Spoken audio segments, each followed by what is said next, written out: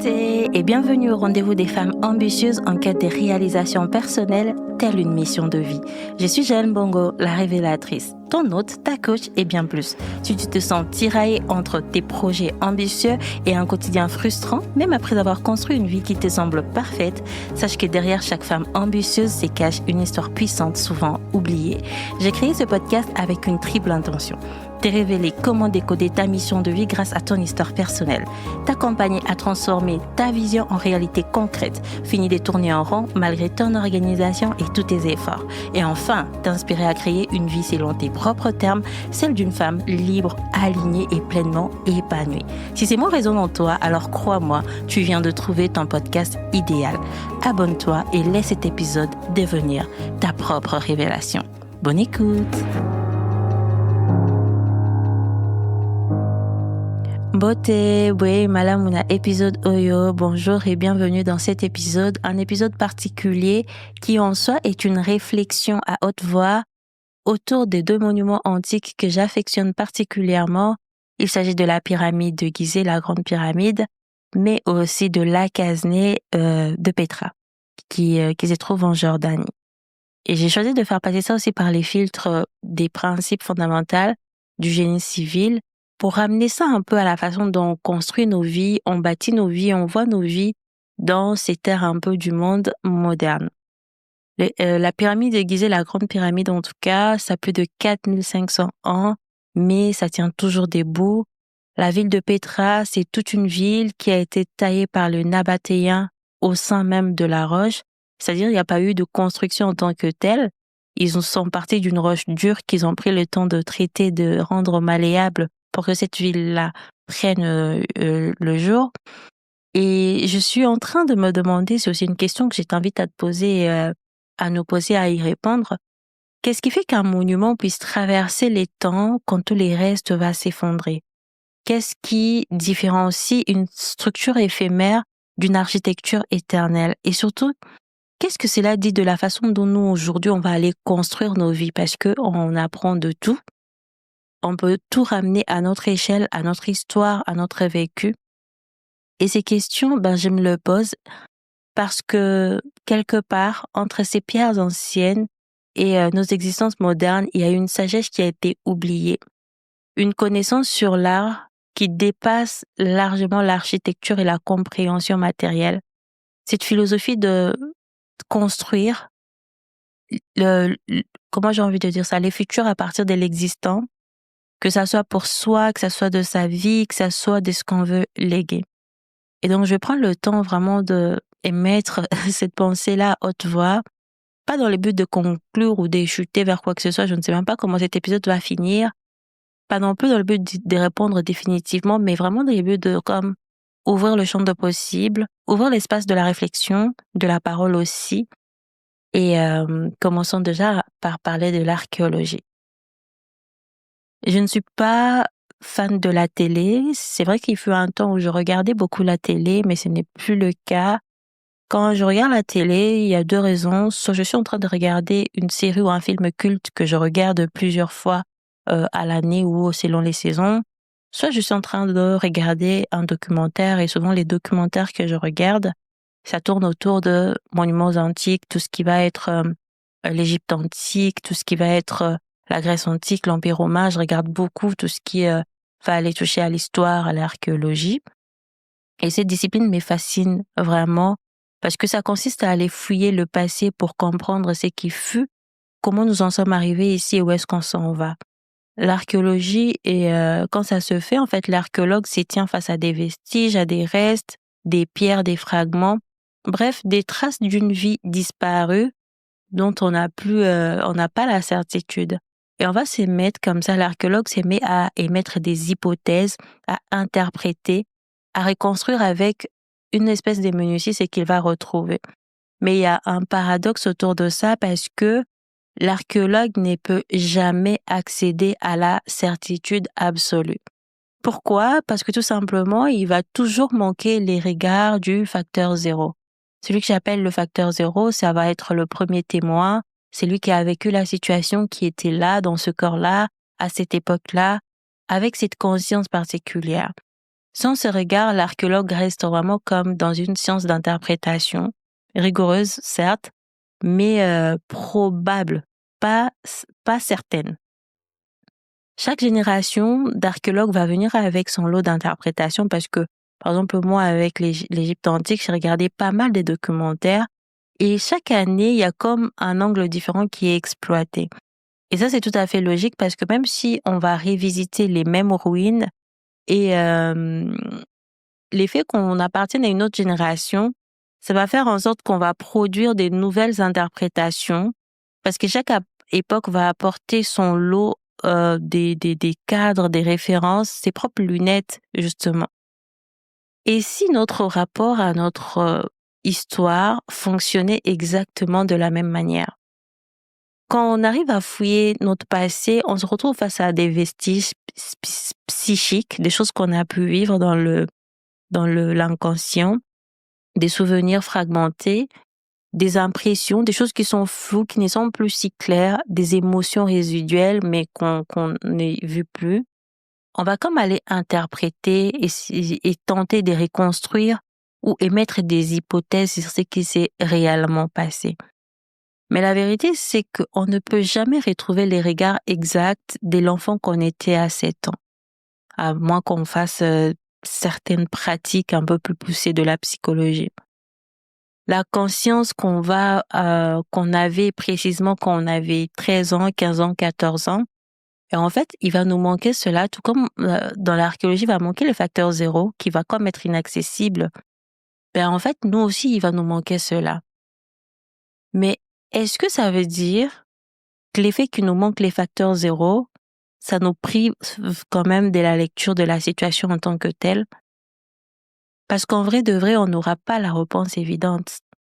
Plutôt que d'aller chercher une réponse qui est évidente, qui va mettre tout le monde d'accord, est-ce qu'il ne conviendrait pas de chercher la réponse la plus probante par rapport aux faits et événements autour de nous, quitte à les faire évoluer quand le contexte autour va changer, ce qui reviendrait à émettre l'hypothèse qui va plus libérer que quelque chose qui va comme emprisonner.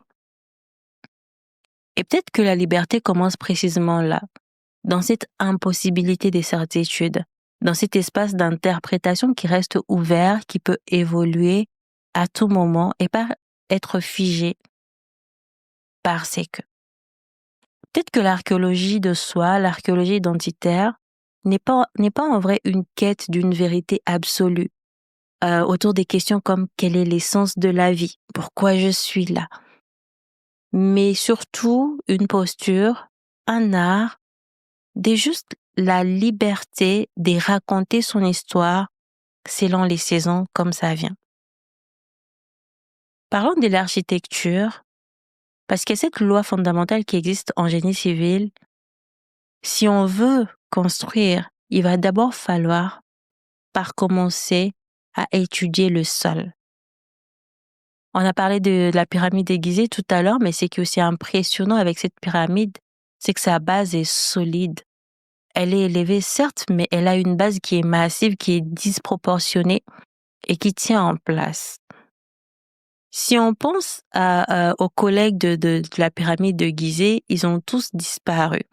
Les colosses d'Hérode se sont effondrés. Le jardin suspendu de Babylone, on les a jamais vus. Les phares d'Alexandrie s'est englouti, qu'il y a encore des vestiges sous l'eau. Le mausolée de Halicarnasse, tout ça, ça a vraiment disparu. Mais il n'y a que la pyramide qui est restée. Pourquoi? Pourquoi elle est restée?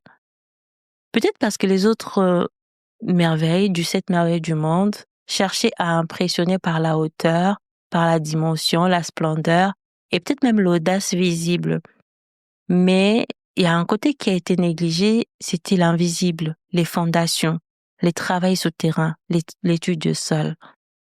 Les pyramides, pour la pyramide déguisée en particulier, parce que les autres ont été, celui des Mykérinos et l'autre ont été construits bien plus tard, on a eu pris le temps de creuser profondément, méthodiquement, sans précipitation. Et si on veut transposer ce qui s'est passé avec la pyramide des Khéops à notre échelle, combien de vies vont ressembler aux 6 merveilles disparues? Des vies brillantes en surface, impressionnantes au premier regard, mais bâties sur des fondations très très fragiles, sur du sable mouvant, des croyances héritées, non examinées, sur des peurs jamais questionnées.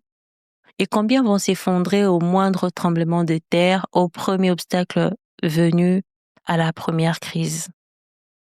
Je pense qu'il nous revient de nous poser la question, quoi faire avant de construire une vision d'une vie ambitieuse, avant de monter très haut?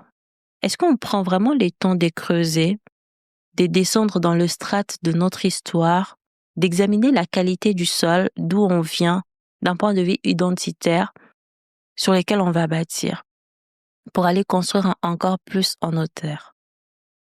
Peut-être que la solidité d'une existence ne se mesure pas en sa hauteur apparente, mais à la profondeur de ses fondations invisibles. Je pose ça là. Peut-être que l'excavation identitaire, le fait d'aller se révéler dans son être, précède nécessairement l'élévation existentielle, la révélation de soi, la révélation de son potentiel, sa réalisation personnelle. Maintenant, parlons de Petra, cette ville que j'affectionne particulièrement. Cette ville est entièrement taillée dans la roche, directement, sans plan architectural, et ça a été taillé, ça a été prouvé par des archéologues que ça a été taillé du haut vers le bas. Et ça me pousse à me poser une question. Les Nabatéens n'ont pas pris leurs matériaux pour assembler quoi que ce soit. Ils n'ont pas ajouté, ils n'ont pas superposé, ils ont enlevé. Ils ont retiré, ils ont soustrait la roche qu'il y avait en trop. La beauté des Pétra était déjà là, enfouie dans la montagne, cachée sous le couche des pierres brutes. Leur travail consistait à révéler ce qui existait déjà. Et je trouve vraiment que cette approche inverse radicalement notre conception habituelle de la construction. On nous a toujours dit qu'il fallait se construire, qu'il fallait ajouter des compétences, acquérir des savoirs, accumuler des expériences, bref, devenir quelqu'un. Mais, et si l'essentiel n'était pas d'ajouter quelque chose à qui on est déjà, mais de retirer tout ce qui cache qui on est déjà? Retirer les croyances qui ne nous appartiennent pas vraiment, les attentes qu'on n'a pas choisies, les peurs qu'on nous a transmises qui viennent d'une autre génération, les identités imposées qu'on endosse par conformité. Ça reviendrait surtout à dire que se construire voudrait dire enlever, révéler par retrait. Et je pose cette question en disant, et si notre identité n'était pas à construire, mais à révéler? Et si tout le travail consistait simplement à enlever les couches de conditionnement qui recouvrent qui on a toujours été?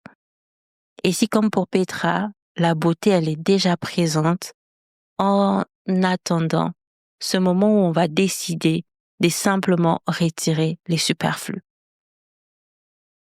Peut-être que devenir soi n'est pas un processus d'ajout, mais un processus de révélation par soustraction. Peut-être que l'essentiel n'est pas de se construire, ni de se reconstruire, mais de se découvrir en élevant tout ce qui n'est pas soi-même. Je veux quand même qu'on revienne à la pyramide de Khéops, la grande pyramide. Pourquoi elle tient encore, alors que tous les restes s'est effondrés? Je crois qu'il y a 3 caractéristiques architecturales qui distinguent cette pyramide. La première, c'est que sa base est disproportionnellement large par rapport à la hauteur. Plus la base s'élargit, plus la structure se stabilise. La deuxième des choses, c'est que cette pyramide est constituée d'une matière cohérente. La pierre homogène. Il n'y a pas des matériaux disparates assemblés artificiellement. Tout a été fait avec de la pierre et ensuite ça a été recouvert avec une couche d'or. En troisième, La grande pyramide n'a jamais cherché à être autre chose. Ça n'a pas été comme les jardins suspendus des Babylone où on est venu comme accrocher des choses par-dessus. La grande pyramide, c'était vraiment cet assemblage de granit, du calcaire, de l'or, pour pouvoir créer cet alignement à un certain moment de l'année. Ça représentait aussi la force. Même si sa fonction n'est pas très très bien connue, on dit que ça serait la tombe des Khéops, mais on n'a jamais retrouvé le corps, le sarcophage de Khéops dedans. Et donc, on se pose toujours la question, on se posera toujours la question, à quoi devait-elle servir? Et si on vient transposer ces principes-là à notre propre existence, on va se rendre compte qu'en premier, pour qu'une vie traverse les temps, traverse ses propres saisons, il faut que sa base identitaire soit large, solide, ancrée dans une connaissance profonde de qui on est vraiment.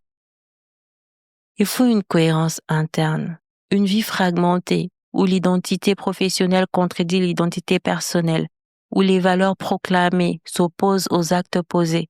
Cette vie-là va s'effriter. Une vie unifiée, cohérente dans tous ses aspects va résister au temps. Et ça ne se fait pas d'emblée, ça prend du temps, ça prend un cadre, ça prend du travail.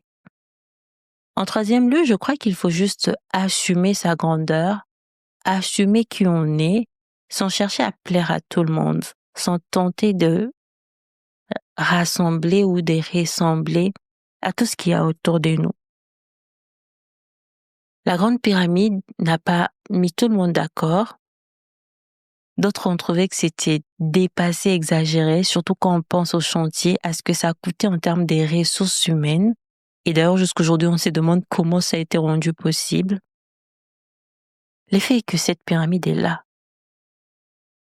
Et ça a inspiré d'autres pyramides qui ont été construites après, celui des Mykérinos et l'autre, je ne sais plus à qui ça appartient. Et c'est vraiment important pour nous d'aller comprendre tout ça, parce qu'à l'échelle du temps, une pyramide ne se construit pas en 6 mois, ni en 2 ans. Une pyramide prend des décennies. Des générations entières ont travaillé pour que cette pyramide puisse être érigée. Certains ouvriers n'ont jamais vu le monument achevé. Réalisons cela. D'autres, ils ont perdu leur vie pour que le monument puisse continuer. Et notre rapport à nous, cette génération moderne, par rapport au temps, c'est que souvent on va aller penser en trimestre, on va aller penser nos vies en objectifs annuels, en to-do list hebdomadaire, en urgence quotidienne. On va optimiser, on va accélérer. On est comme dans ces sprints un peu sans fin, des deadlines. Et pourtant, combien de vies ultra organisées, ultra optimisées, méga giga productives laissent-elles réellement une trace, un héritage, une empreinte qui dépasse la durée d'une existence individuelle? Je pose cette question ici. Qu'est-ce qui se passerait si l'on pensait nos vies, pas en années, mais en décennies? Non pas en objectif personnel, mais en héritage transgénérationnel. Si l'on se demandait, qu'est-ce que je construis aujourd'hui qui traverse ma propre existence, qui servira à ceux qui viendront après moi, à mes enfants, ma lignée, à ceux qui d'une certaine manière porteront mon nom ou qui s'inspireront de ce que j'aurais créé, de ce que j'aurais rendu possible. Parce que quand on va commencer à briser un plafond qui existe, cette limitation invisible transmise des générations en générations, on ne va pas seulement se libérer soi-même, on va libérer toute la lignée. Les enfants n'héritent pas seulement des biens matériels, ils héritent aussi d'une façon de se tenir dans le monde, d'une façon d'être, d'une façon de faire, d'une façon de dire. Ils héritent d'un rapport à la peur, d'une capacité à oser, d'une légitimité à exister tout simplement. Alors voici les questions qui restent ouvertes. Comment on bâtit une vie pour soi Et comment on fait pour que cette vie serve après nous transcende? Comment on fait pour répondre aux urgences du moment tout en construisant une vie qui est partie pour durer? Comment on fait pour gérer une existence individuelle tout en érigeant une vie sur laquelle va reposer la lignée entière? Ces questions sont sans réponse et à mon sens, ça rejoint aussi les questions comme quel est l'essence de la vie? Pourquoi je suis sur Terre?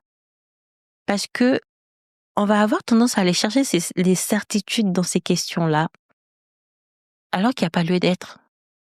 L'étau, c'est d'y répondre, selon le contexte, la saison, et laisser la fenêtre, la porte ouverte à se dire que cette définition peut changer, évoluer, en fonction de la connaissance, des expériences, des découvertes. C'est totalement OK, je pense que c'est la vraie définition de la liberté.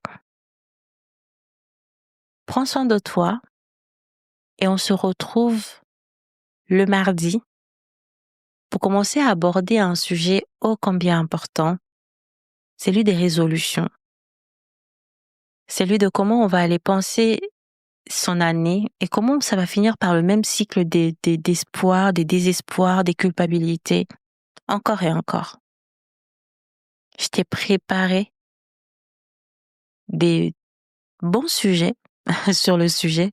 Bonjour la tautologie. Mais ça va être d'une grande aide. Prends soin de toi et retrouvons-nous mardi. Nous arrivons à la fin de cet épisode, mais ta révélation n'est fait que commencer. Que ce soit une phrase qui t'a touché, une prise de conscience ou la réponse à une question que tu te posais, prends un instant pour laisser cet impact s'installer en toi et rayonner autour de toi. En plus de mes accompagnements et ateliers, tu trouveras dans la description plusieurs ressources pour t'accompagner dans ta réalisation personnelle. Et si cet épisode t'a offert ne serait-ce qu'une petite graine de changement, aide-moi à faire grandir l'impact de telle mission de vie. Abonne-toi et laisse un avis sur Apple Podcasts ou Spotify. Sache que chaque geste compte et permet à d'autres femmes de découvrir qu'elles aussi peuvent créer une vie libre, alignée et épanouie. Et ça, c'est grâce à toi, ton abonnement, tes écoutes et tes partages. Merci d'être ici. Prends soin de toi et à très bientôt pour un nouveau rendez-vous de révélation. Bye!